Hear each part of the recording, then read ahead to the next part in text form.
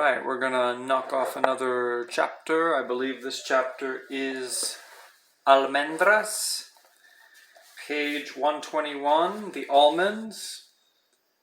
Where's the best place to get almonds? Pricemart. You gotta get a membership.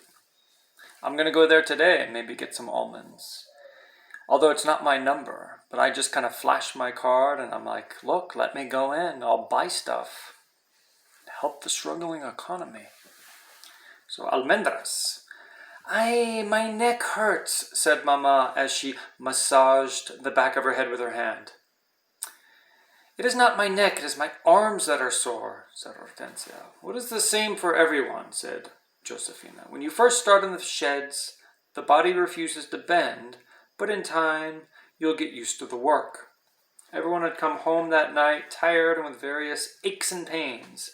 They gathered in one cabin for dinner, so it was crowded and noisy. Josefina warmed a pot of beans, and Hortensia made fresh tortillas. Juan and Alfonso talked about the fields, while Miguel and Isabel played with the babies, making them squeal with laughter. Mama cooked arroz, and Esperanza was surprised that Mama knew just how to brown it, first in oil with onions and peppers. Esperanza chopped tomates for a salad and hoped no one would mention the sweeping. She was glad this day was over. Her bruises had been to her pride. Isabel took a fresh tortilla, sprinkled it with salt, rolled it up like a cigar, and waved it at Miguel. How come you and Tio Alfonso won't let me go behind the cabin with you? Shh, it's a surprise. Why are you all so full of secrets? Asked Esperanza, but neither Alfonso nor Miguel answered. They simply smiled while they prepared their plates. They ate dinner, but before they could slice a cantaloupe for dessert, Alfonso and Miguel disappeared with instructions not to follow them. What are they doing? Demanded Isabel. Hortensia shrugged as if she knew nothing. Miguel came back just before sunset. Senora and Esperanza, we have something to show you. Esperanza looked at Mama. It was obvious Mama was confused as she was. They all followed Miguel to where Alfonso was waiting. Behind the cabin was an old oval washtub with one end cut off. It had been set on its side, forming a little shrine around a plastic statue of Our Lady of Guadalupe. Someone had built a grotto of rocks around the base of the tub. Around it, a large plot of earth had been fenced in by sticks and rope and planted with thorny stems, each with only a few branches. Isabel gasped. It's beautiful. Is that our statue? And Josefina nodded. But the roses come from far away. Esperanza searched Miguel's face, her eyes hopeful. Papa's?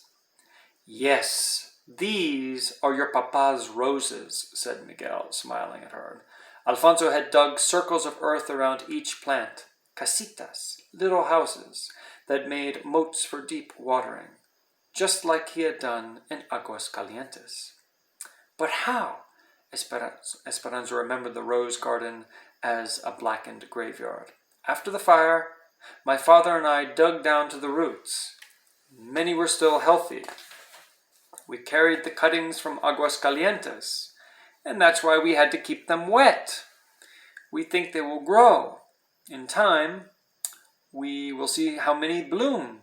Esperanza bent closer to look at the stems, rooted in mulch. They were leafless and stubby, but lovingly planted. She remembered the night before the fire, when she had last seen the roses, and had wanted to ask Hortensia to make a rose-hip tea. But she'd never had the chance. Now if they bloomed, she could drink the memories of the roses that had known Papa. She looked at Miguel, blinking back tears. Which one is yours? Miguel pointed to one. Which one is mine? He smiled and pointed to the one that was closest to the cabin wall and already had a makeshift trellis propped against it. So you can climb, he said. Mama walked up and down, carefully touching each cutting. She took Alfonso's hands in her own and kissed him on each cheek. Then she went to Miguel and did the same. Muchas gracias, she said. Mama looked at Esperanza. Didn't I tell you that Papa's heart would find us wherever we go? So that was why they kept running off the train and getting water, and it was all about the roses.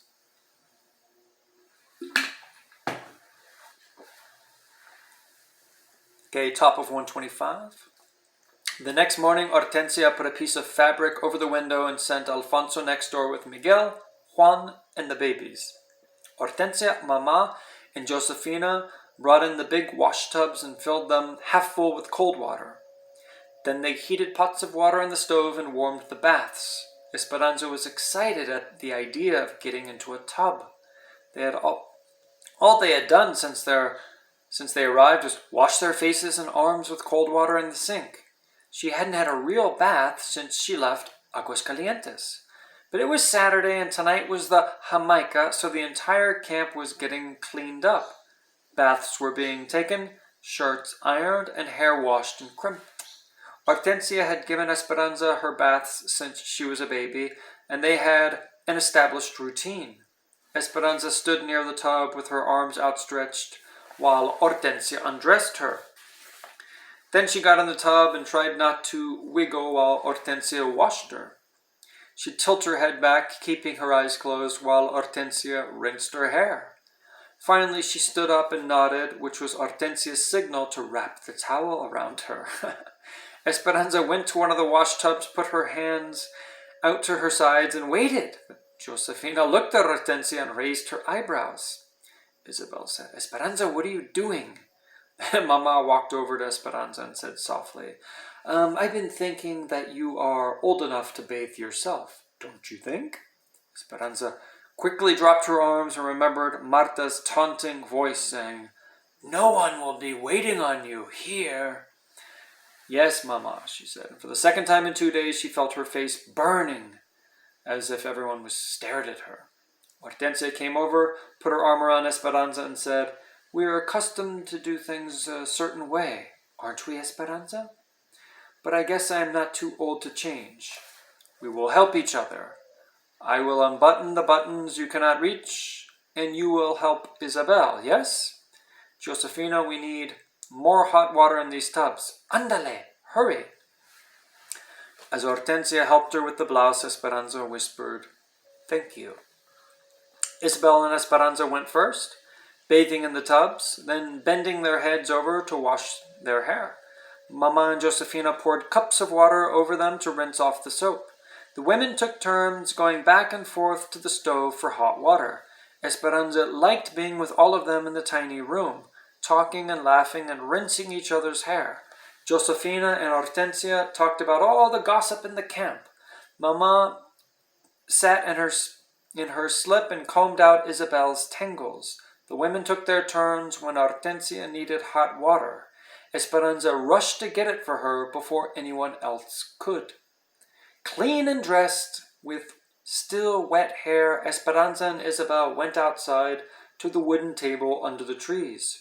Josefina had given them a burlap bag of almonds that she wanted shelled. Isabel bent over and brushed her hair in the dry air. "Are you coming to the Jamaica tonight?" she asked. Esperanza didn't answer at first. She had not left the cabin since she had made a fool of herself yesterday. "I don't know. Maybe. My mama said it is best to get it over with and just face people. And that if they tease you, you should just laugh," said Isabel. "I know," said Esperanza, fluffing her own hair that was already almost dry. She dumped the nuts under the table and picked up an almond still in its flattened pod.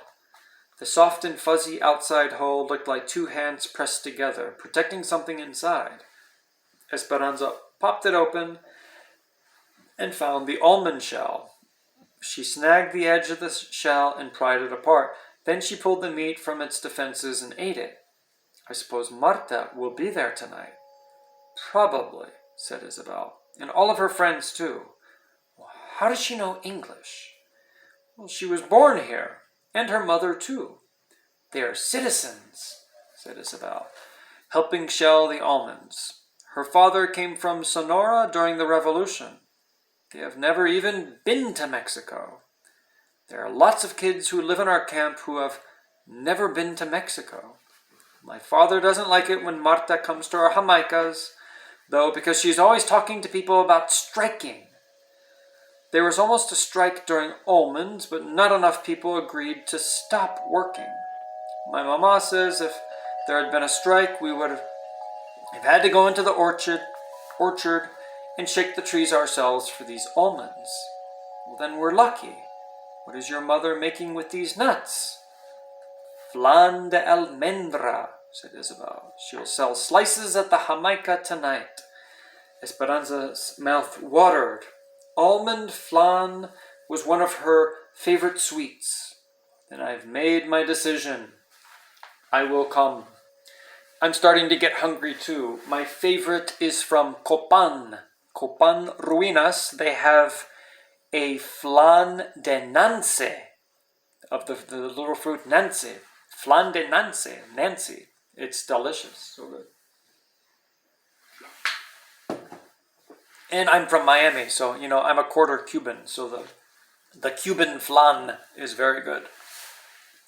The platform was lit up with big lights, men from the camp, in starched and pressed shirts and cowboy hats, sat in chairs, turning their guitars and violins. Long rows of tables were covered in bright tablecloths where women sold tamales, desserts, and the specialty agua de Jamaica, hibiscus flower water punch made with the red Mexican Jamaica bloom. There was bingo on wooden tables and a long line of chairs circling the dance area for those who wanted to watch. That's where Mama Nortencia sat, talking to the other women. Esperanza stayed close to them, watching the growing crowd. It seems like they're missing the mariachis. We need some mariachis. Mexico Lindo, Guadalajara y Rancho Grande. There's amazing songs. Where do all the people come from? She asked. And the other night, she had heard Juan say that about 200 people lived in their camp. But there were many more than that now. These fiestas are popular. People come from other camps, said Josefina. And from Bakersfield, too. When the music started, everyone crowded around the platform, clapping and singing. People started dancing in the area around the stage. Children ran everywhere, chasing and hiding. Men held young boys on their shoulders, and women swaddled their infants, and all of them swaying to the sounds of the small band. After a while, Esperanza left Mama and the others and wandered through the noisy crowd, thinking how strange it was that she could be in the middle of so many people and still feel so alone. She saw a group of girls who seemed about her age, but they were huddled together. More than anything, she wished Marisol were here. Isabel found her and pulled on her hand. Esperanza, come and see. Esperanza let herself be led through the crowd. Someone from town had brought a litter of kittens. A group of girls were crowded next to the cardboard box, cooing and cradling them. It was clear that Isabel desperately wanted one. Esperanza whispered to her, I will go ask your mother. She wove back through the crowd to find Josefina, and when she agreed, Esperanza practically ran back to the spot to tell Isabel. But when she got there, a bigger crowd had gathered and something else was going on. Marta and some of her friends stood in the bed of the truck that was parked nearby, and each of them holding up one of the tiny kittens. This is what we are, she yelled. Small, meek animals. And that is how they treat us, because we don't speak up. If we don't ask for what is rightfully ours, we will never get it. Is this how we want to live? She held the kitten by the back of the neck, waving it high in the air. It hung limp in front of the crowd, with no decent home and at the mercy of those bigger than us, richer than us. Isabel trembled, her eyes in a panic. Will she drop it? A man called it out. Maybe all that cat wants to do is feed its family. Maybe it doesn't care what all the other cats are doing. Señor, does it not bother you that some of your compadres live better than others? Yelled one of Marta's friends. We are going to strike in 2 weeks, at the peak of the cotton, for higher wages and better housing. We don't pick cotton on this farm, yelled another man from their camp. What does it matter? Yelled Marta.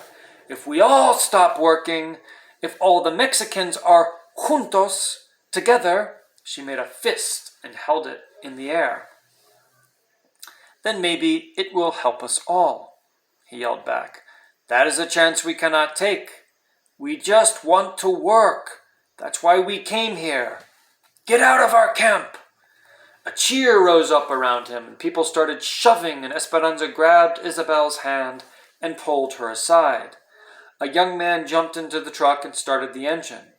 Marta and the others tossed the kittens into the field. Then they pulled some of their supporters back into the truck with them and raised their arms, chanting, Huelga! Huelga! Strike! Strike! Seems like a lot of this is happening like right now in the world. And I have to say Marta is not completely wrong. She's wrong, but she's not completely wrong. There's always some truth to what, she's trying to do. Why is she so angry? Asked Esperanza, as she walked back to the cabin a few hours later with Josefina, Isabel, and the babies, leaving the others to stay later. Isabel carried the soft, mewing orange kitten in her arms. She and her mother move around to find work, sometimes all over the state, said Josefina. They work wherever there is something to be harvested. Those camps, the migrant camps, are the worst. Like when we were in El Centro, said Isabel. Worse, said Josefina. Our camp is a company camp, and people who work here don't leave. Some live here for many years. That is why we came to this country, to work, to take care of our families, to become citizens. We are lucky because our camp is better than most. There are many of us who don't want to get involved in the strike because we can't afford to lose our jobs. And we're accustomed to how things are in our little community. They want to strike for better houses, asked Esperanza. That and more money for those who pick cotton, said Josefina. They only get 7 cents a pound for picking cotton. They want 10 cents a pound. It seems like such a small price to pay, but in the past the growers said no. And now more people are coming to the valley to look for work, especially from places like Oklahoma, where there is little work, little rain, and little hope. If the Mexicans strike, the big farms will simply hire others. Then, what would we do? Esperanza wondered what would happen if Mama did not have a job. Would they have to go back to Mexico? Josefina put the babies to bed and then kissed Isabel and Esperanza on the foreheads and sent them next door. Isabel and Esperanza lay in their beds listening to the music and the bursts of laughter in the background. The kitten, after drinking a bowl of milk, curled up in Isabel's arms. Esperanza tried to imagine conditions that were more shabby than this room that was covered in newspaper to keep out the wind. Could things possibly be worse? Sleepily, Isabel said, Did you have parties in Mexico? Yes, whispered Esperanza, keeping her promise to tell Isabel about her old life. Big parties. Once, my mama hosted a party for 100 people. The table was set with lace tablecloths, crystal and china, and silver candelabras. The servants cooked for a week. Esperanza continued, reliving the extravagant moments, but was relieved when she knew that Isabel was asleep. For some reason, after hearing about Marta and her family, she felt guilty talking about the richness of her life in Aguascalientes. Esperanza was still awake when Mama came to bed later. A stream of light from the other room allowed just enough brightness for her to watch Mama unbraid her hair and brush it out. Did you like the party? Mama whispered. I miss my friends, said Esperanza. I know it is hard. Do you know what I miss? I miss my dresses. Mama, Esperanza said, laughing at that Mama would admit such a thing to her. Shh! You will wake Isabel. I miss my dresses too, but we don't seem to need them here. That is true, Esperanza. Do you know that I am so proud of you for all that you are learning? Esperanza snuggled close to her. Mama continued. Tomorrow we're going to a church in Bakersfield. After church we're going to una tienda called Cholitas. Josefina said she sells every type of sweet roll and Mexican candies. They were quiet, listening to Isabel's breathing. In church, what will you pray for, Esperanza? asked Mama. Esperanza smiled, and she and Mama had done this many times before they went to sleep. I will light a candle for Papa's memory, she said. I'll pray that Miguel will find a job at the railroad. I will ask Our Lady to help me take care of Lupe and Pepe while Isabel is at school.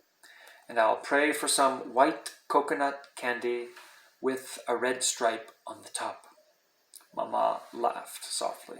But most of all, I'll pray that Abuelita will get well, that she will be able to get her money from Tia Luisa's bank, and that she will come soon.